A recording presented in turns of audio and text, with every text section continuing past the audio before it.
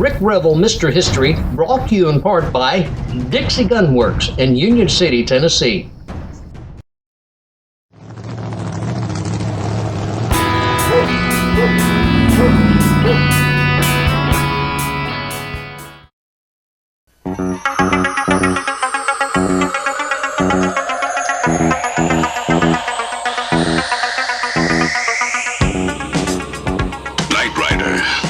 Shadowy flight into the dangerous world of a man who does not exist. I'm sure most of you are familiar with the TV show Knight Rider with David Hasselhoff and a car named KITT. But I would wager that most of you have never heard of the Knight Riders back in the 1800s, and there were several groups. Their main purpose was to terrorize individuals that they disagreed with, and they wanted to get even with them. They would be violent at times, and there was even bloodshed. And what were their issues over? Things like land rights and timber rights, tobacco, and even sheep. On this episode of History Highway, we're going to learn more about the Knight Riders.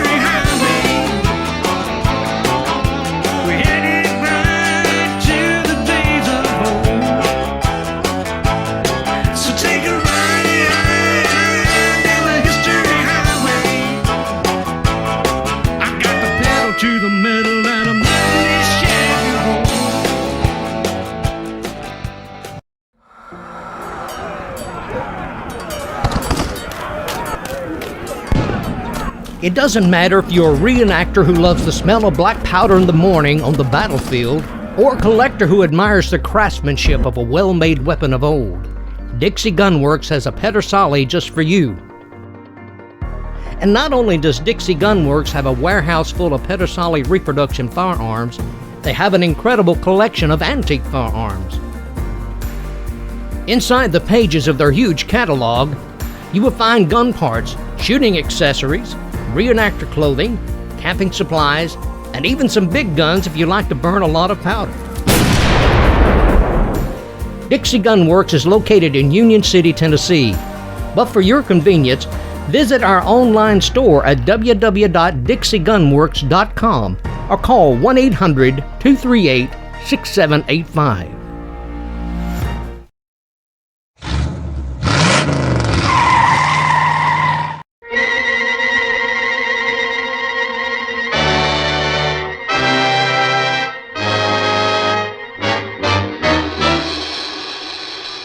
It's sad to say, and I know I've said it before, but many of us learned about American history from movies made in Hollywood. The sad lament to this fact, the truth seems to always get lost in the creative process. In the movie The Knight Riders, John Wayne, Ray Corrigan, and Max Terhune went up against an evil land baron who was trying to take over their ranch. Wearing hoods and capes, the three musketeers fought back. In the 1941 film, The Shepherd of the Hills, John Wayne faced the Ball Knobbers, who were an actual group of night riders that terrorized the southwestern region of Missouri from 1885 till 1889. At the close of the war between the states, hostilities lingered, and the Reconstruction years fueled the fire of hatred.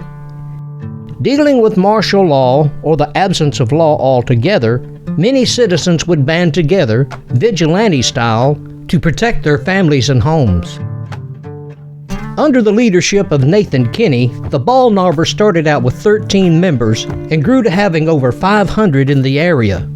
With strong loyalties to the Union during the war, their primary target were ex-Confederates.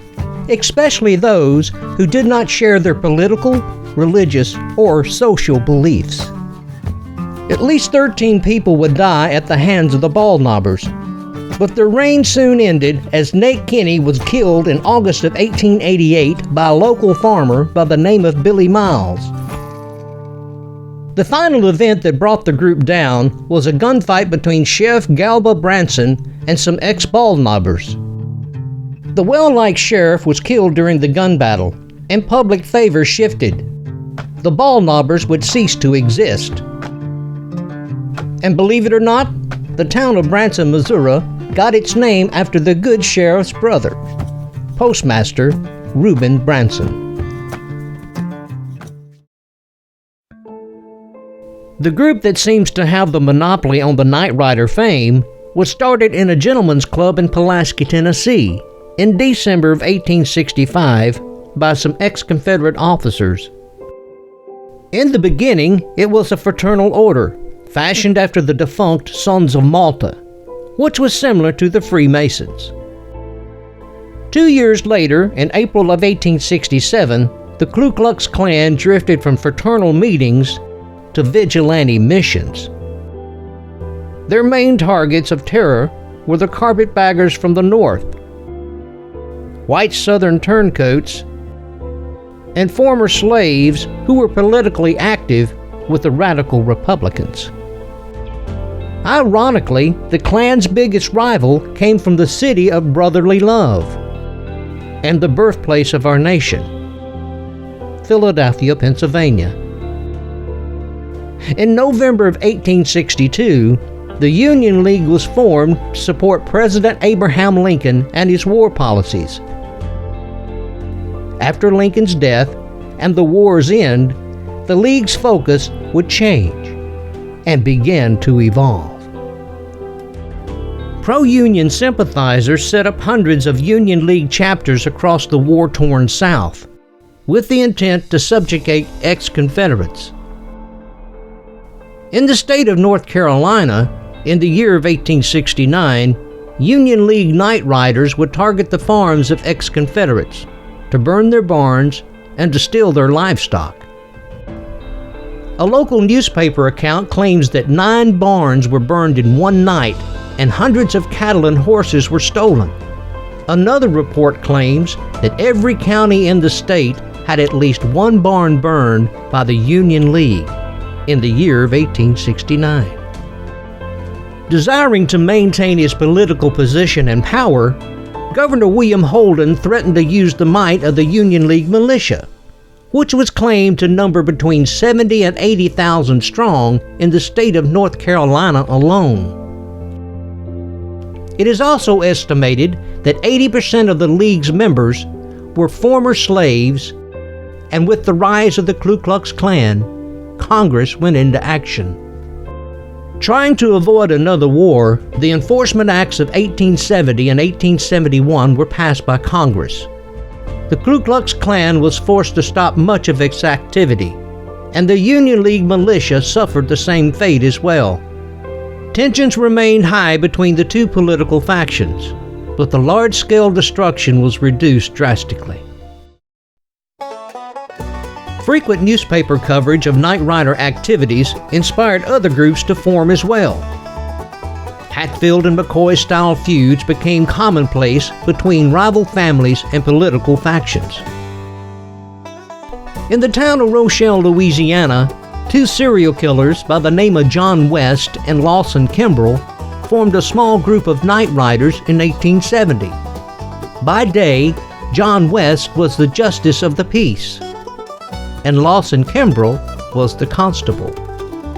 But when night fell, they were cold-blooded killers and thieves. Local legend claims that the West Kimbrell clan murdered well over 100 people during a 5-year period. But they met their demise when a group of vigilantes tracked them down and killed the entire group by firing squad. If you go further west to the Kansas and Missouri state lines, the Jayhawkers and Border Ruffians were conducting night raids against each other in the 1850s. So this whole thing of disguising your identity while reigning terror is not a post-war anomaly at all. Guerrilla warfare became commonplace during the war, so in the Western Badlands, it continued to grow. In 1875, cattle baron Charles Goodnight found himself at war with sheep-herding ranchers along the Texas and New Mexico border. Disputes over grazing rights and barbed wire fences brought out the cotton sack mats once again, and a new kind of night rider was born. The sheep wars would spread to 7 other states, and by the time it reached Montana, the night rider was the terror of choice. During a 50-year period of conflict, at least 54 cowboys and sheep herders would die, and over 50,000 sheep would be killed as well. When we return, we'll discover some night riders in Arkansas and Kentucky who fought to save their cotton and tobacco crops. Looking for a place to go? The Alabama Music Hall of Fame should be the next place on your bucket list.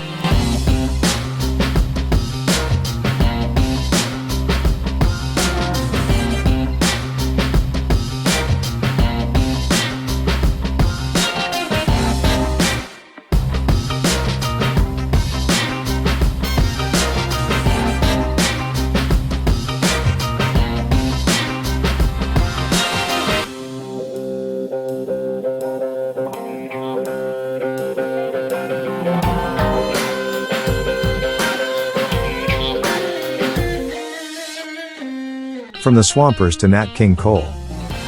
From country music to the blues. There are music legends everywhere.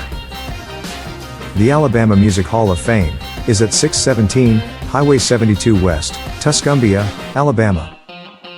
The Alabama Music Hall of Fame, where the legends live.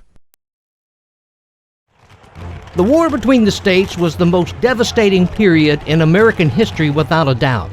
And during the Reconstruction years that followed, even more senseless pain and suffering was inflicted upon the South.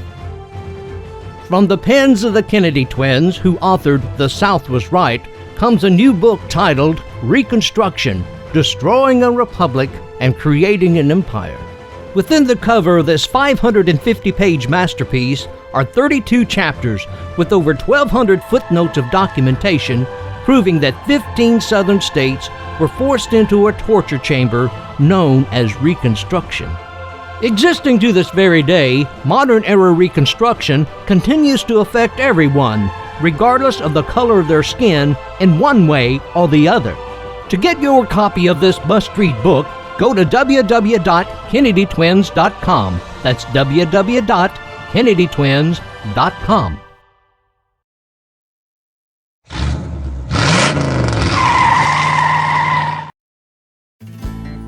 If you've been paying close attention, night riders came from the north, south, east, and west. On occasion, the violence was over political and racial divides. But, more often than not, the terror at night was financially motivated. Land rights, grazing rights, sheep herder versus cattleman, cattleman versus other cattlemen. It seemed like anyone with a chip on their shoulder set out at night to settle their disputes. My good friend and historian Dewey Edwards sat down with me recently to talk about the Black Patch Tobacco War that raged in the states of Kentucky and Tennessee from the year of 1904 through 1909. In 1904, a guy in North Carolina named James B. Duke, the owner of the American Tobacco Company, he developed a monopoly on the tobacco in Kentucky and Tennessee. You either had to sell to him or you didn't sell. The local residents got together at the old Steinbach School just outside of Adams and came up with what they call the Steinbach Resolutions, which was actually the starting of the formation of the Tobacco Night Riders. They were called the Silent Brigade. They also went by the name of Possum Hunters. but they did their work at night. They formed the Planters Protective Association, and it was kind of like a union, anti-union deal. James Duke had got tobacco prices down to like 2 or 3 cents a pound, which farmers couldn't even pay for their fertilizer bills or any kind of expenses out of that. The Planters Protective Association, run by Felix Ewing, they upped the price a little bit, and it was kind of a big controversy. There was hillbillies, and there was the trust. The trust was what was owned by Duke, and the hillbillies were actually people that were kind of like, I guess in today's language you would call them like a union. They would be the scabs of the union, you might say. There was a lot of animosity that came out of this. Several people got killed. Several people's houses got shot up. The Sheriff Sorey, he was in with it. There were a couple of 3 farm equipment that got dynamited. There was a threshing machine that got dynamited. And the people that were selling tobacco to the trust, night riders would get out and take a hose and get out there, and they would either sow their plant beds down with weed seeds, grass seeds, or they would take a hoe and scrape the plant beds clean.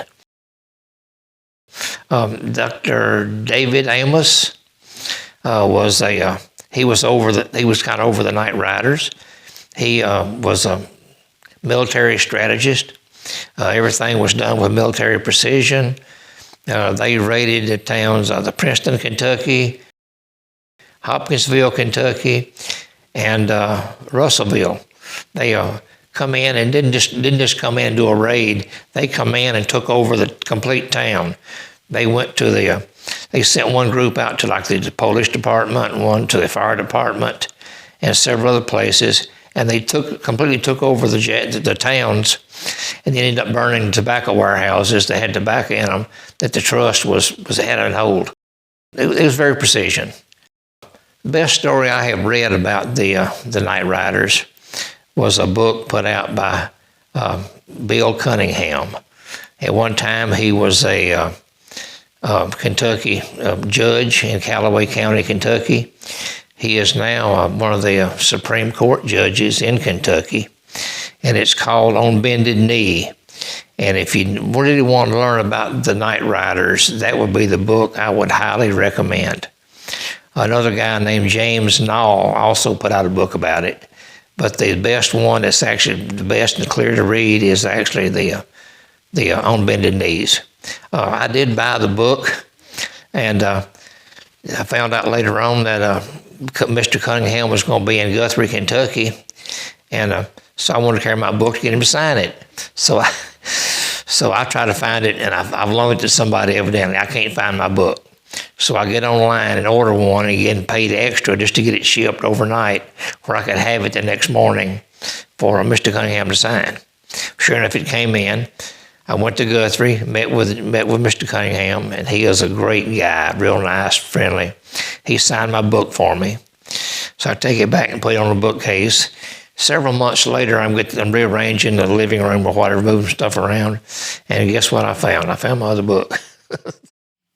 The devastating loss of property and the body count of murdered citizens continued to grow in the state of Kentucky. In April of 1908, Governor Augustus Wilson called on the Kentucky State Guard to put down the rebellion.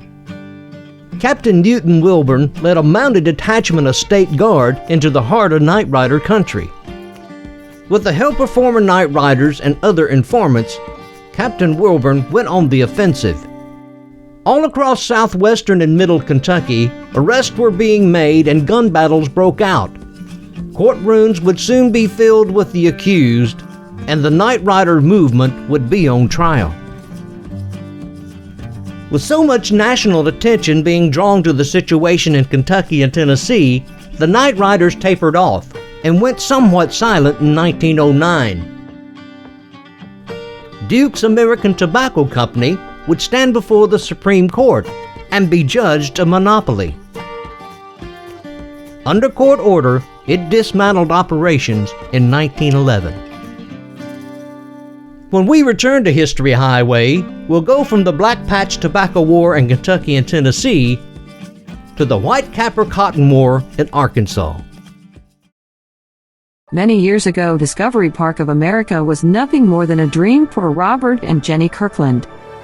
Located in Union City, Tennessee, this world-class museum and learning center is second to none. It doesn't matter if you're a teacher planning a class trip, a parent looking for a vacation stop, or an individual who loves history and science, Discovery Park of America is the place for you. From days gone by to the future and beyond, there is something for everyone, no matter your age or point of interest. Since the year 2013, well over 1.3 million visitors have visited our 50-acre, $100 million facility. What used to be a peaceful cornfield in the countryside is now a state-of-the-art destination for you and your family. For more information, go to www.discoveryparkofamerica.com.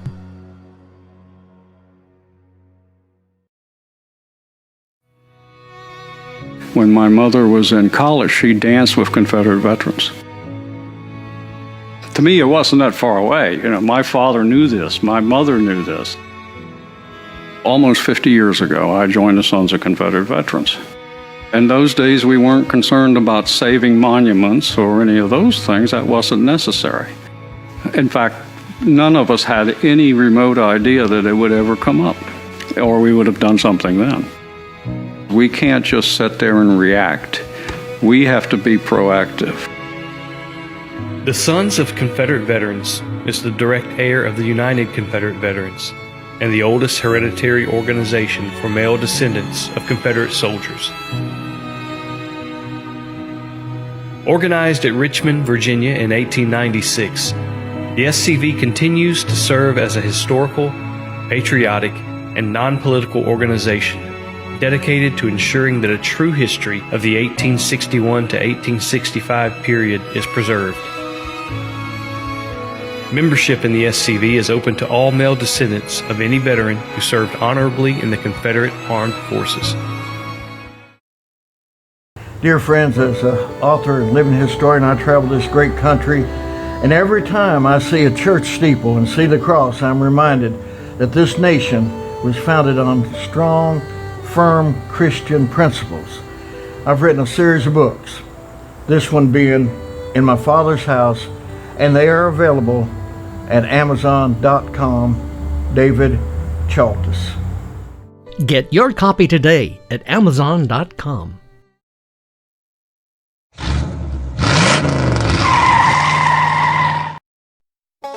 Close to the same time the Tobacco War began, the White Capper Night Riders started a war over cotton. In 1903, the Arkansas Farmers Union was formed so cotton prices could stabilize. Despite best efforts, cotton prices fell and poor farmers who despised the Union rebelled. In true Night Rider fashion, cotton fields were set afire, along with barns, cotton wagons, and warehouses. Wealthier cotton farmers were the targets of much violence. But everyone, regardless of financial status or skin color, suffered at the hands of the White Cappers. Many of the Night Riders were brought to justice, but their raids remained consistent until the outbreak of World War I. The demand for cotton grew overnight, and so did the prices. Therefore, the mission of the White Cappers would eventually fade away into the pages of history. Our final segment takes us east of the Mississippi River to the land of the Chickasaw, where Chief Reelfoot and his tribe vanished during the earthquake of 1811 along the New Madrid fault line. Between the years 1811 and 1812, an earthquake formed Reelfoot Lake, and it was named after Chief Reelfoot, who was chief of the Chickasaw Indians. Now, this whole area was the hunting and fishing ground of the Chickasaw, as well as frontiersman Colonel David Crockett. But believe it or not, Nearly 100 years later, the hunting and fishing rights came to question. And it was brought to question by some businessmen who wanted to build a canal, drain the Reelfoot Lake into the Mississippi River, and turn it into a cotton field. And not only did they want to drain the lake, they wanted to harvest all the cypress timber that grew along the shoreline. Because cypress timber and all the other hardwoods, they had a great value. When the local fishermen who made their living by fishing in Reelfoot Lake caught wind of the crazy idea of turning Reelfoot Lake into a cotton field, well, they were up in arms, and the war was on. The brainchild to drain Reelfoot Lake belonged to a land baron by the name of James Harris, who had bought up all the shoreline from 1870 till 1899. After losing a long court battle with local residents, Harris abandoned his idea. In 1903, Harris dies of natural causes, and his son, whose first name was actually Judge, carried on his father's legacy of greed. Judge Harris formed the West Tennessee Land Company and started to charge a fee for the use of the lake. Local fishermen who made their living fishing were fed up with the audacity of the Harris family, so they put on their hoods and began their night rides. The principal targets of their vengeance would be Judge Harris and his cronies. Two local lawyers by the name of Quentin Rankin and Robert Taylor, who worked for Judge Harris, were kidnapped from the Walnut Log Hotel on October 19, 1908. The night riders hung Rankin by the neck and shot him in the chest with a shotgun. Luckily, Robert Taylor escapes from the night riders by diving into the waters of Reelfoot Lake and swimming to safety. The Tennessee State Guard was called in after the death of Quentin Rankin, and several arrests were made. After a well-publicized trial, the jury found 8 night riders guilty, with 6 receiving the death penalty. Ironically, after causing so much grief to locals, Judge Harris would drown in the Black Bayou of Reelfoot Lake on June 13, 1910. In 1914, the state of Tennessee purchased Reelfoot Lake, and the Harris monopoly came to an end. The story of the night rider. It's almost unbelievable to some. On History Highway, we bring history to life. Till next time.